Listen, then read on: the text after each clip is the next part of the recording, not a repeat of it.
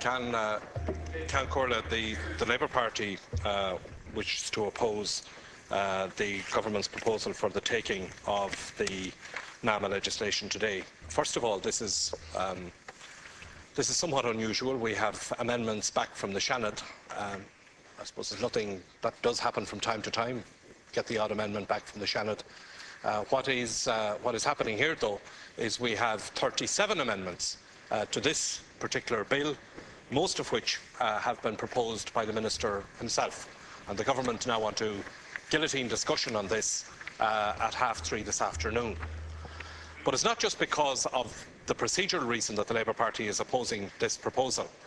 It is because of the scale. This is the biggest corporate welfare cheque that has ever been written. We're being told every day that there's no money.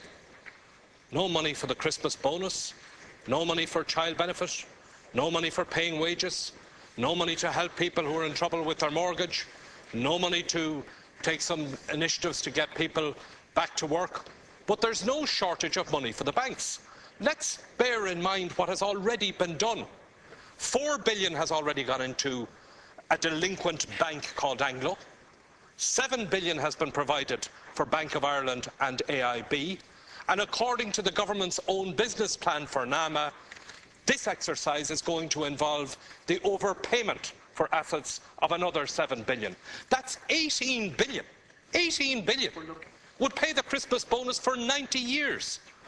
It's equivalent to about 5 times the adjustment in the public finances that you're going to be talking about in the budget that's now going to cause everybody so much grief for the next number of years. And it's almost as if this is not real money at all. This is 18 billion. This is real money. And this is without getting into whether there'll be more money needed for further recapitalisation of the banks, and it's without even getting into the added interest that this is adding to the cost of the state's borrowing. And the government want to get all of this done and dusted by 3:30 this afternoon. And yet we'll turn around to people who are in bad circumstances and tell them that there's no money. And all of this, Can Corla, is because of Fianna Fáil's mismanagement of the economy.